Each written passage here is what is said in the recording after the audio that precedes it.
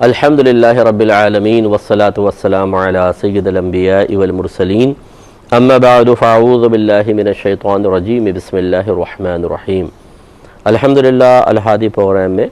نبی کریم صلی اللہ علیہ وسلم کی اطاعت کا موضوع کا انتخاب کر کے اس پر ہم کلام کر رہے ہیں، اور ان احادیث کریمہ کا ذکر ہو رہا ہے کہ جن میں رحمت کونین صلی اللہ علیہ وسلم نے کسی نہ کسی جہت سے امت کو کچھ احکام ارشاد فرمائے ہیں، اور نیت یہی ہے کہ اولاً سب سے پہلے میں خود بیان کرنے والا اپنا احتساب کروں، اور پھر آپ کو بھی احتساب کی دعوت دی جائے۔ جو بھائی بہن دنیا کے کسی بھی حصے میں بیٹھے ہمارے پروگرام سن رہے ہیں تو ان کو یہ شعور فراہم کیا جائے کہ جس تیزی سے آپ کی سابقہ زندگی کے ایام گزر گئے، کوئی ہم میں 20 سال کا ہے، کوئی 25 سال، کوئی 30، کوئی 50، کوئی 60 سال کا ہے۔ سوچئے جو 60 سال کا، یہ 60 سال کیسے گزر گئے تیزی کے ساتھ، 50 سال کیسے نکل گئے، 20 سال کا کچھ پتہ چلا، آج ہم عمر کے اس حصے میں ہیں۔ جب سابقہ زندگی کا پتہ نہیں چلتا ہے تو پھر آئندہ زندگی بھی ایسی ہی تیزی سے گزر جائے گی، اور پھر ہم اللہ تعالیٰ کی بارگاہ میں پہنچیں گے، جس کی پہلی منزل قبر ہے، پھر اس کے بعد میدان محشر ہے، پھر اس کے بعد جو اللہ کا ہمارے حق میں فیصلہ ہو۔ ہماری دعا تو یہی ہے کہ ہر مسلمان بھائی بہن جو میرے آقا صلی اللہ علیہ وسلم کا امتی ہے، اللہ تعالیٰ اسے جنت الفردوس میں اعلیٰ مقام عطا فرمائے۔ لیکن ہم لوگ یہ جو دعائیں اور صرف وظیفے تلاش کرتے رہتے ہیں، اپنی عملی کوشش کو بالکل بروئے کار نہیں لاتے ہیں، نہ نفس مقابلے کی سوچ، نہ شیطان کو دبانے کا کوئی جذبہ، بس چل رہا ہے جو چل رہا ہے، اللہ توکل۔ اگر بچے نافرمان ہیں تو مفتی صاحب کو وظیفہ دے دیں کہ بچے فرما بردار ہو جائیں۔ اچھا آپ کی کیا ذمہ داری ہے وہ آپ کو پتہ ہے؟ نہیں معلوم۔ آپ نے وہ ذمہ داری پوری کرنے کی کوشش کی، یہ معلوم ہی نہیں ہے تو پوری کیسے کریں گے؟ یہ رویہ بالکل غلط رویہ ہے، ہمیں عملی کوشش کرنی ہی ہوگی۔ دیکھیں اللہ تعالیٰ نے فرمایا وَالْعَصْرِ إِنَّ الْإِنسَانَ لَفِي خُسْرٍ، عصر کی قسم تمام انسان خسارے میں ہے، إِلَّا الَّذِينَ آمَنُوا، مگر وہ جو ایمان لائے، یعنی جنہوں نے اپنے عقائد کو درست رکھا، وَعَمِلُوا الصَّالِحَاتِ،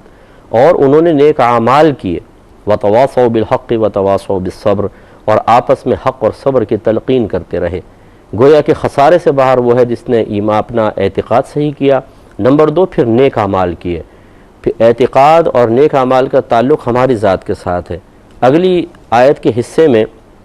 اشارہ فرمایا کہ یا شیخ اپنی اپنی دیکھ یہ نہیں ہوگا، بلکہ دوسروں کی فکر بھی کرنی ہوگی، پھر حق اور سچ کی تلقین، حق اور صبر کی تلقین، یعنی پھر امر بالمعروف و نہی عن المنکر یہ کرنا ہے۔ تو یہ 3 کام ہم کریں گے تو نجات ہے، پھر ہم خسارے سے باہر ہیں۔ نمبر 1 اپنے عقائد کو درست کرنا، نمبر 2 نیک اعمال کرنا، اور نمبر 3 دوسروں کی فکر کرنا۔ دوسروں میں سب سے پہلا درجہ ہمارے گھر والوں کا ہے، بیوی بچے ہیں، ماں باپ ہیں، بھائی بہن ہیں، پھر اس کے بعد قریبی رشتہ دار ہیں، پھر جو محلے والے ہیں، پھر دیگر مسلمان، جہاں تک آپ کے رسائی ہو، پھر ہمیں تبلیغ دین کا فریضہ سر انجام دینے کی کوشش کرنی ہوتی ہے۔ تو خلاصہ کلام یہ ہے کہ یہ باتیں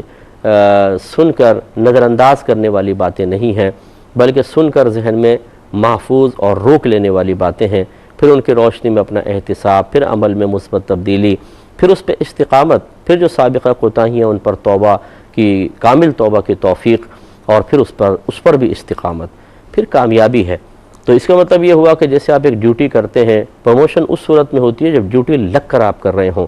آپ نے اس ڈیوٹی میں کچھ کارنامے کیے ہوں، کوئی اچھا کام کیا ہو، مالکان خوش ہوتے ہیں، آپ کو ترقی ملتی ہے، اور آپ کی تنخواہ میں اضافے ہوتے ہیں، مراعات میں اضافے ہوتے ہیں۔ اسی طریقے سے اپنے آخرت کے لیے بھی انسان فکر مند رہے،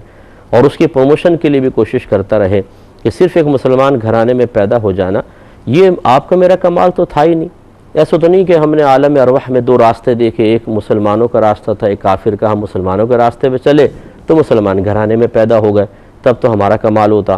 ہماری آنکھ کھلی، ہم مسلمان ہیں، ہمیں پتہ چلا مسلمان گھرانے میں پیدا ہوئے ہیں، یہ تو ہمیں گھر بیٹھے گاڈ گفٹڈ ہے، یہ اللہ نے انعام ہمیں عطا فرما دیا۔ اب پروموشن کے لیے، ترقی کے لیے خود کوشش کرنی ہوگی، اور آپ کو پتہ ہے کہ کس طرح کے امپلائی احتیاط سے اپنی زندگی گزارتا ہے، مالکان کو شکایت نہیں ہونی چاہیے، کام اپنا وقت پہ کرے اور جذبے کے ساتھ کرے تاکہ اس کا یہ کارنامہ اوپر پہنچے، اور پھر اس کو مزید مراعات، بینیفٹس ملیں، عہدہ بڑھ جائے، یہ پھر نتیجہ نکلتا ہے۔ ایسے ہی اللہ تعالیٰ کی بارگاہ کے معاملات ہیں۔ تو آپ کی خدمت میں ایک حدیث عرض کر رہے تھے، اس کی روشنی میں ہم یہی اپنے لیے راستہ اختیار کر سکتے ہیں کہ اپنا احتساب کر کے مزید ترقی کی راہیں ہموار کریں۔ تو سرکار نے ارشاد فرمایا کہ 4 خصلتیں ہیں جن میں وہ ہوں گی وہ خالص منافق ہوگا، اور جن میں ان میں سے کوئی ایک خصلت ہوگی تو اس میں نفاق کی ایک خصلت ہوگی، یہاں تک کہ وہ اس کو چھوڑ دے۔ فرمایا جب اس کے پاس امانت رکھی جائے تو خیانت کرے۔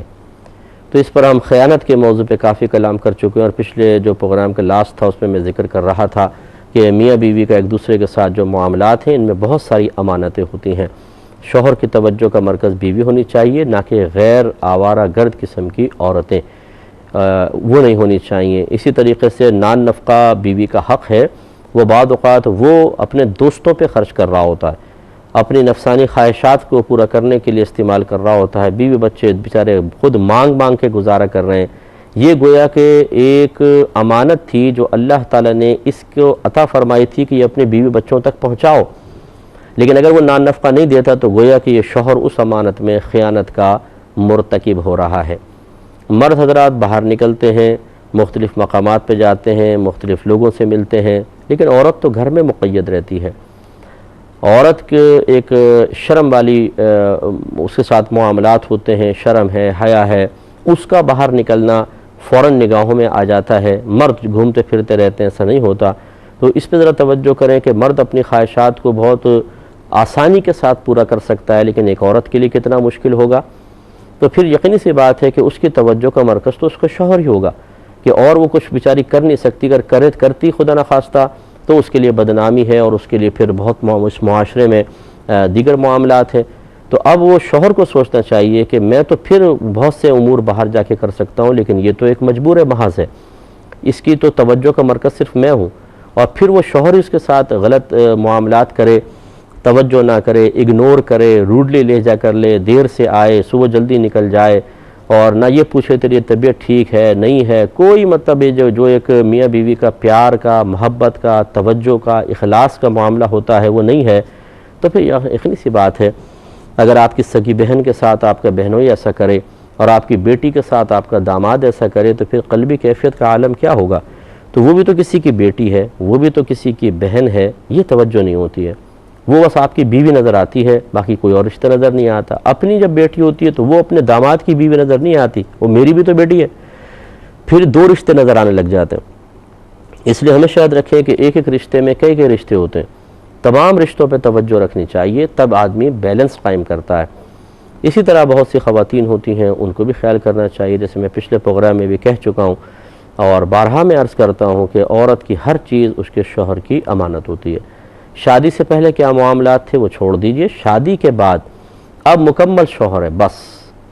تو یہ بہت ہی مطلب کہ جو ہمارے ہاں زیادہ تر جو گھریلو خواتین ہیں جو باہر نہیں نکلتی ہیں، کسی خاص شوبز وغیرہ سے وابستہ نہیں ہیں، وہ شاید اس میں کامیاب ہو جائیں، ورنہ جیسے جیسے انسان کی خارجی مصروفیات بڑھتی ہیں ویسے ویسے انسان کو پرتکلف زندگی گزارنی پڑتی ہے، مسکرا کے باتیں بھی کرنی پڑتی ہیں، اور کوئی دیگر معاملات بھی ہوں، اس میں پھر وہ ڈس بیلنسی آ جاتی ہے۔ کہ یقینی سی بات ہے کہ اگر کوئی ایسی خاتون ہے تو شوہر تو بیچارہ گھریلو شوہر ہوتا ہے، اور پھر وہ اس معیار پر پورا نہیں اترتا جیسے کہ باہر بہت سارے معاملات ہوتے ہیں، اس میں پھر توجہ کم ہونا ایک اکثری امر ہے۔ لازمی امر تو نہیں کہوں گا کہ ضرور ایسا ہوتا ہے، لیکن اکثر ایسا دیکھا گیا ہے، اور بہت سے لوگ فریاد کرتے ہیں، ہمارے پاس میلز آتی ہیں، زبانی کلامی کالز کرتے ہیں، لوگ اپنے مسائل بتاتے ہیں۔ خیر ہمیں تو نہ مذہب اجازت دیتا ہے نہ اخلاقیات اجازت دیتی ہیں کہ ہم کسی کے پرسنل مسائل یوں نام لے کر آپ کے سامنے بتائیں۔ ہاں ایک بطور مثال، ایک مجموعی طور پر، ایک اجمالی طور پر ایک مثال بنا کر آپ کے سامنے پیش کر دی جاتی ہے تاکہ ہمیں سمجھنے کا موقع ملے۔ تو اس لیے خاص طور پر اس پہ توجہ کرنی چاہیے کہ یہ بھی ایک امانت میں خیانت کا معاملہ ہے جو نہیں ہونا چاہیے۔ دوسرا سرکار نے فرمایا کہ جب بات کرے تو جھوٹ بولے، یعنی عادی طور پر جھوٹا ہو۔ تو اس میں یہ منافقین کی علامت ہے۔ بہت سے اس میں مرد حضرات انوالو ہیں، اور خواتین میں زیادہ ہم نے ریشو محسوس کیا ہے میں نے کہ عورتیں زیادہ جھوٹ بولتی ہیں، ساس سے جھوٹ، نندوں سے جھوٹ، شوہر سے جھوٹ، میکے میں جا کے جھوٹ، بہت ہی زیادہ جھوٹ ہوتا ہے۔ شادی سے پہلے ماں باپ اپنے بیٹے اور بیٹیوں کے لیے جھوٹ بولتے ہیں، بیٹی کی عمر ہے 30 سال، کہتے ہیں تو 16ویں سال میں لگی ہے، بیٹی کو آتا جاتا کچھ نہیں ہے، اور کہتے ہیں ماشاءاللہ اتنی سگڑ ہماری بچی ہے، اس کو بہترین کھانے بنانے آتے ہیں، وہ دال تک نہیں بنا سکتی۔ تو اس طرح جھوٹ بہت زیادہ ہے۔ پھر ہماری ڈگریوں کے اندر جھوٹ اور دیگر معاملات کے اندر جھوٹ، اتنا یعنی جھوٹ ہم میں رائج ہو چکا ہے کہ نبی کریم تو اس کو منافق کی ایک بڑی نشانی اور خصلت قرار دیں، اور ہم نے جھوٹ کو اختیار کر لیا۔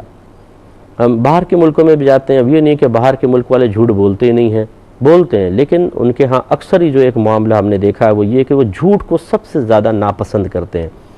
یعنی عوامی اعتبار سے بھی جھوٹ انتہائی ناپسندیدہ چیز ہے، اور اگر کوئی بول بھی دیتا ہے تو اکثر یہ دیکھا ہے کہ اس کو گلٹی فیل ہوتی ہے،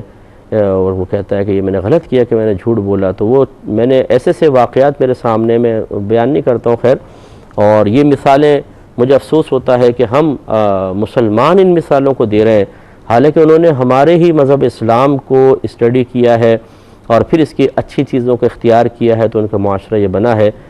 کہ ایسے لوگ دیکھیں جو جھوٹ بولا انہوں نے اور عزت پالی، لیکن پھر جب احساس ہوا تو عزت کو خراب کر دیا لیکن سچ بول دیا۔ ایسے لوگ ہیں کہ وہ سچ کو پسند کرتے ہیں، اور عام طور پہ بھی ان کے ہاں سچ کو بہت لائک کیا جاتا ہے، اور وہ اتنے چونکہ جب آدمی خود صاف ستھرا ہوتا ہے تو سامنے والے کے بارے میں بھی ایسا گمان کرتا ہے،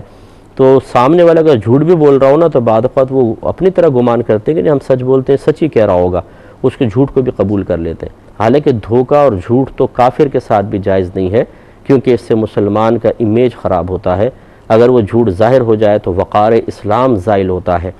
سامنے والا اسلام کی محبت اور عظمت کو کس طرح محسوس کرے گا جب اس اسلام کا ایک پیروکار اس کے سامنے کھڑے ہو کر وہ عمل کر رہا ہے جس کو وہ لوگ انتہائی برا سمجھتے ہیں، یعنی جھوٹ بول رہا ہے، تو پھر وہ متنفر ہوں گے اور دور ہوں گے۔ لیکن ہم نے دیکھا ہے کہ گورنمنٹ سے بینیفٹ حاصل کرنا ہو، ایئرپورٹ پر کوئی سامان وغیرہ میں پکڑ دھکڑ ہو گئی ہو،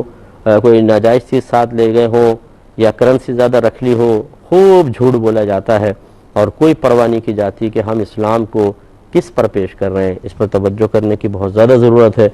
اور تیسرا سرکار نے فرمایا کہ جب کوئی عہد کرے تو بے وفائی کرے، یعنی کوئی معاہدہ کرتا ہے اس کو توڑ دیتا ہے، تو یہ غلط ہے۔ خرید و فروخت کے اندر بھی ہوتا ہے، اجارے کے اندر ہوتا ہے، اسی طریقے سے ہم شادی بیاہ کے معاملات میں ایسا کرتے ہیں کہ وعدہ کرتے ہیں، عہد کرتے ہیں، اس کو توڑ دیتے ہیں، اور ہم کوئی پرواہ نہیں کرتے کہ سامنے والا ڈسہارٹ ہوا ہے، ناراض ہو رہا ہے، وہ ہمیں برا بھلا کہہ رہا ہے تو ہمارا وقار زائل ہو رہا ہے۔ بہت ساری مجالس کے اندر کوئی پرواہ نہیں ہوتی ہے، ہم بعض اوقات بدعہدی کرتے ہیں اور اس کے وبال کو جانے بغیر اس پر مطمئن اور اعتماد کا اظہار کرتے ہیں، مطمئن ہوتے ہیں، اعتماد کا اظہار کرتے ہیں کہ ہم نے صحیح کیا ہے بھئی، ہم نے تو اس طریقے کر کے اپنی جان چھڑا لی۔ یہ غلط رویہ ہوتا ہے، یا تو عہد کریں ہی نہیں،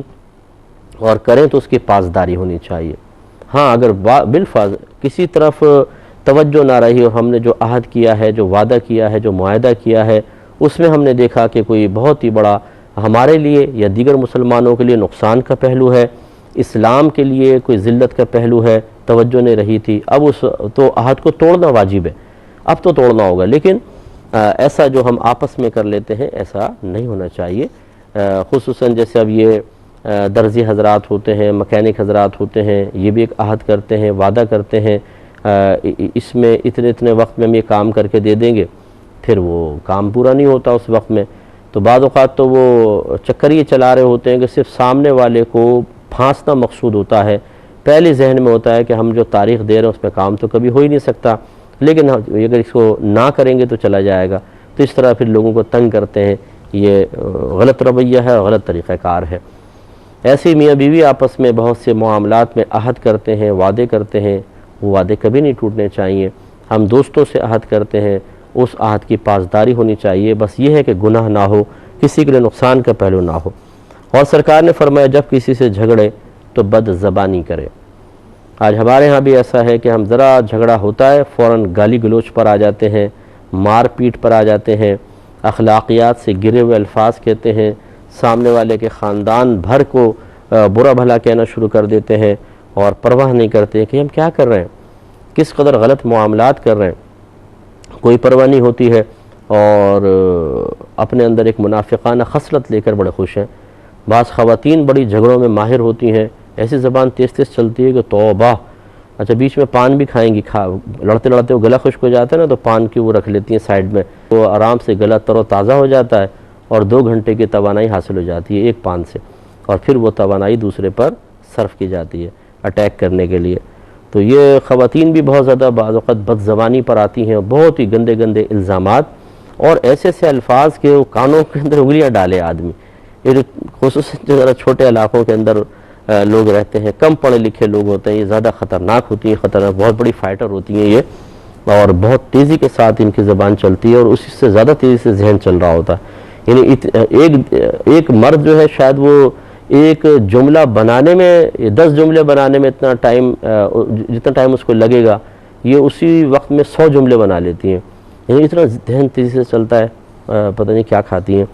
اللہ تعالیٰ کرم فرمائے۔ تو یہ خواتین اس طرح شوہر سے جھگڑا ہوتا ہے تو اوہو توبہ،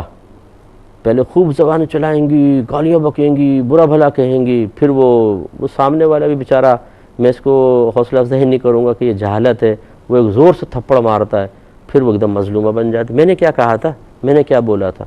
میں تو بس تھوڑا سا یوں ہی کہہ رہی تھی، تھپڑ مار دیا۔ تو وہ فیڈ اپ تو پہلے ہی کر دیتی ہیں کہہ کہہ کر، پھر جب حملہ کرتا ہے تو سارا قصور اس کا۔ تو یہ چیزیں نہیں ہونی چاہیے، منافقانہ خصلت ہے، اللہ تعالیٰ میں اس سے نجات عطا فرمائے، اس سے دور رہنے کی توفیق عطا فرمائے، آمین۔ وآخر دعوانا ان الحمد للہ رب العالمین۔